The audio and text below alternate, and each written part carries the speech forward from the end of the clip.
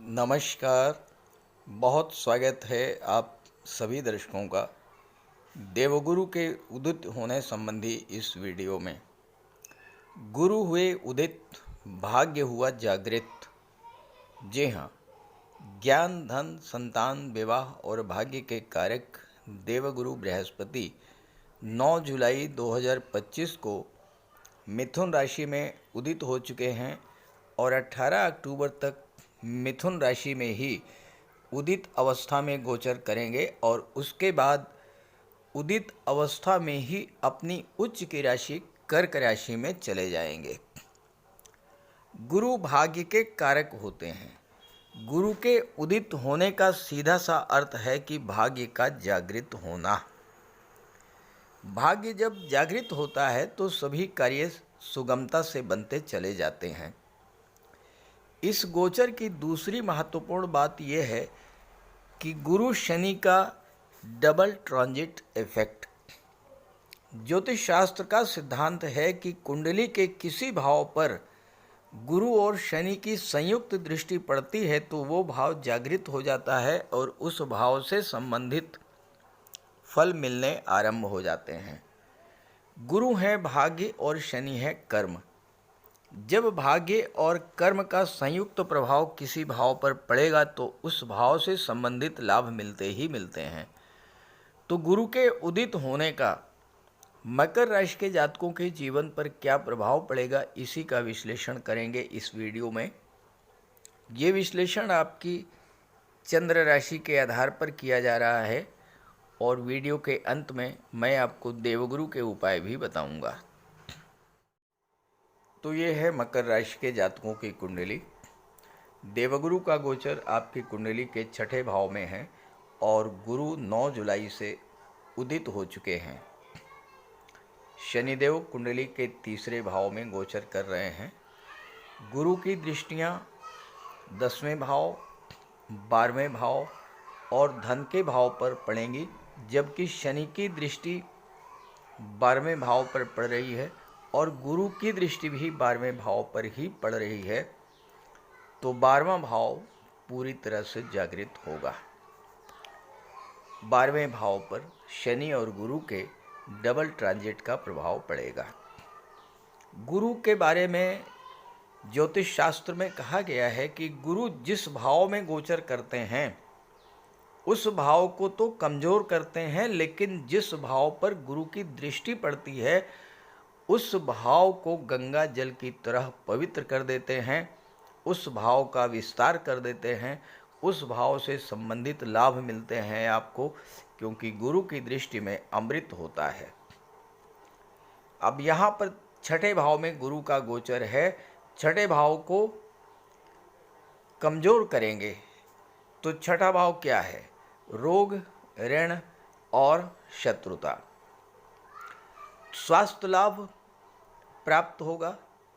12वें भाव से गुरु शनि दोनों का संबंध बन रहा है। घर का कोई सदस्य अगर लंबे समय से अस्पताल में भर्ती है तो वो स्वस्थ होकर घर लौटेगा। फालतू के खर्चे जो आपके बढ़े हुए थे उन खर्चों पर शनि और गुरु दोनों मिलकर के नियंत्रण लगाएंगे। और अगर कोई कर्ज की स्थिति आपके जीवन में बनी हुई है तो कर्ज से मुक्ति का मार्ग भी आपको इस समय प्रशस्त होता दिखाई पड़ेगा। देखिए, अक्सर आप लोगों के कमेंट्स आते हैं कि कर्ज बहुत बढ़ता जा रहा है, कर्ज कब तक उतरेगा, कैसे उतरेगा। मैं सिर्फ इतना कहना चाहूँगा आप लोगों से, कर्ज उतारने का मन बना लीजिए। जिस दिन आपने ये संकल्प ले लिया, जिस दिन आपने दृढ़ संकल्प ले लिया कि मुझे कर्ज से मुक्ति पानी ही पानी है, उसी दिन से आपका कर्ज उतरना शुरू हो जाएगा। क्यों? क्योंकि कर्ज को उतारने के लिए पहला काम आप करेंगे, अपनी इनकम को बढ़ाएंगे। इनकम को बढ़ाने के लिए आप अपने कार्य क्षेत्र को मजबूत करेंगे। अब दशम भाव पर गुरु की दृष्टि पड़ रही है तो कार्य क्षेत्र का विस्तार होगा। गुरु भाग्य के कारक हैं और आपकी कुंडली में नवम भाव के स्वामी और छठे भाव के स्वामी दोनों ही बुध हैं और बुध मकर राशि के जातकों के लिए प्रबल योग कारक भी होते हैं। तो इस गोचर काल में भाग्य का भी साथ मिलेगा। आपके जीवन में चल रहे संघर्षों में कमी आएगी। जीवन में जो चैलेंजेस आप फेस कर रहे थे उससे आपको इस समय राहत मिलेगी। जो लोग नौकरी में हैं या जो लोग नौकरी पाने का प्रयास कर रहे हैं, चूँकि पंचम भाव शिक्षा का है, दशम भाव नौकरी आपके करियर प्रोफेशन का है, दोनों के स्वामी शुक्र हैं और शुक्र भी आपके लिए प्रबल योग कारक ग्रह बनते हैं। तो ये 9 जुलाई से 18 जुलाई तक का जो गोचर काल है, इस गोचर काल में भाग्य का आपको भरपूर साथ मिलेगा। छात्रों को शिक्षा प्रतियोगिता के क्षेत्र में सफलता के नए नए अवसर मिलेंगे। किसी नए कार्य व्यवसाय की आप शुरुआत कर सकते हैं। किसी नई नौकरी को आप ज्वाइन कर सकते हैं इस गोचर काल में। लेकिन एक बात का ध्यान रखना है कि चूँकि 13 जुलाई से शनि वक्री हो रहे हैं, कर्म के कारक हैं वक्री शनि, और जब शनि वक्री होंगे तो शनि ये चाहते हैं कि आप जो भी कार्य कर रहे हैं एकदम से उसमें परिवर्तन ना करें, नौकरी को एकदम से स्विच ऑफ ना करें। नई नौकरी ज्वाइन करने से पहले उस नौकरी के बारे में अच्छी तरह से जानकारी कर लें। जो कार्य व्यवसाय आप कर रहे हैं उस कार्य व्यवसाय को बेहतर करने का भरपूर प्रयास करें। शनि ये चाहते हैं, शनि एकदम से परिवर्तन नहीं चाहते हैं। अब 12वें भाव से शनि गुरु दोनों का संबंध बन रहा है। 12वां भाव होता है विदेश का और गुरु की दृष्टि धन के भाव पर पड़ रही है। तो ये जो गोचर काल है ये विदेशी कार्यों से, विदेशों से जुड़ कर के कार्य करने से, विदेशी व्यापार से, विदेश में नौकरी से, किसी विदेशी कंपनी, किसी मल्टीनेशनल कंपनी में जॉब कर रहे हैं तो वहाँ से आपको धन की प्राप्ति होगी। विदेशों में रुका हुआ पैसा मिलेगा। कोई नई बिजनेस डील आपकी साइन हो सकती है। नए नए कॉन्ट्रैक्ट्स इस गोचर काल में मिलेंगे। और चूंकि शनि तीसरे भाव में बैठे हैं, शनि की भी दृष्टि 12वें भाव पर है। तीसरा भाव संचार माध्यमों का होता है। कोई भी ग्रह जिस भाव में बैठा है वो क्या कहना चाहता है, क्या संकेत आपको दे रहा है, अगर आपने इस बात को समझ लिया, अपनी कुंडली के अनुसार जो प्लैनेट्स कह रहे हैं वैसा ही कार्य आपने किया तो ज़बरदस्त सफलता मिलती है। शनि तीसरे भाव में बैठे हैं, 12वें भाव को देख रहे हैं। तीसरा भाव संचार माध्यमों का होता है। तो शनि ये चाह रहे हैं कि आप संचार माध्यमों के द्वारा विदेशों से जुड़ करके कार्य करें। यानी जो लोग ऑनलाइन बिजनेस कर रहे हैं, जो लोग सोशल मीडिया से जुड़ करके कार्य कर रहे हैं, जो लोग ऑनलाइन प्लेटफॉर्म से जुड़ करके विदेशों से कोई व्यापार व्यवसाय कर रहे हैं, उनके लिए ज़बरदस्त सफलता का योग बना रहे हैं शनि। हालांकि शनि वक्री हो चुके हैं। वक्री अवस्था में शनि की चाल और भी धीमी हो जाएगी।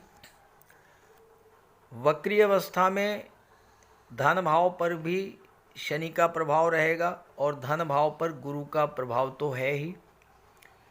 तो धन भाव के भी आपको फल प्राप्त होंगे। धन का संचय होना शुरू होगा। फालतू के जब खर्चे बढ़ेंगे, जब आपको धन की प्राप्ति होगी तो धन का संचय और धन का निवेश बढ़ेगा। 12वां भाव निवेश का होता है। इस समय 12वें भाव पर शनि राहु दोनों का प्रभाव है, तो आपका निवेश बढ़ सकता है या फिर किसी पुराने निवेश से आपको अच्छा रिटर्न इस समय मिल सकता है।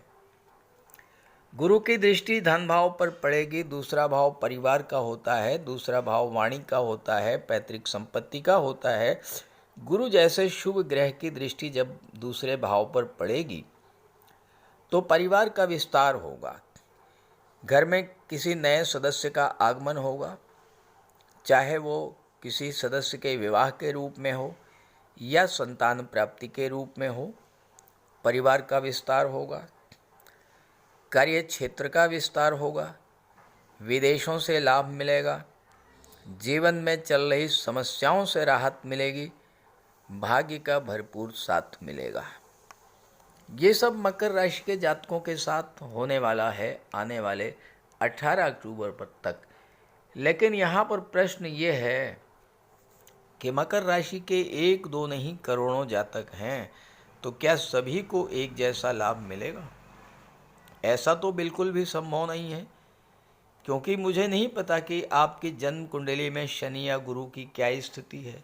शनि गुरु किस राशि में बैठे हुए हैं, नीच की राशि में, उच्च की राशि में, शत्रु राशि में, मित्र राशि में, या आपके जीवन में किस ग्रह की महादशा अंतर्दशा गतिमान है।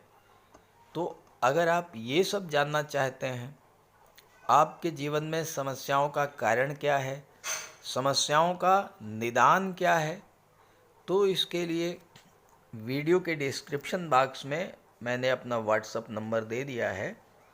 आप उस नंबर पर अपनी समस्याएं व्हाट्सएप कर सकते हैं और मैं आपकी समस्याओं को हल करने का पूरा प्रयास करूंगा। अब आइए बात करते हैं गुरु के उपायों के बारे में। देवगुरु को प्रसन्न करने के उपाय बेहद आसान हैं। आप अपने माता पिता, गुरु और वृद्ध जनों का सम्मान करें। भूल करके भी उनका अपमान न करें, उनकी सेवा करें और उनका आशीर्वाद प्राप्त करें। गुरुवार के दिन स्नान करने के जल में 1 चुटकी हल्दी मिला करके स्नान करें और स्नान करने के बाद हल्दी केसर का तिलक लगाएं। गुरुवार के दिन गुरु के बीज मंत्र ओम ग्रां ग्रीं ग्रौं सह गुरुवे नमः इसका जाप करें। घर में एक केले का वृक्ष लगा लें, चाहे तो गमले में ही लगा लें, उसको जल अर्पित करें, केले के वृक्ष की पूजा करें, भगवान विष्णु की पूजा करें। भगवान विष्णु को पीला चंदन या केसर का तिलक लगाएं और केले के वृक्ष पर हल्दी मिश्रित जल अर्पित करें। गुरुवार के दिन पीली मिठाई, हल्दी, पीले वस्त्र, पीली वस्तुओं का दान करें और पीले रंग के ही वस्त्र धारण करें। ये बहुत छोटे छोटे से उपाय करें आप, तो इससे देवगुरु प्रसन्न होंगे।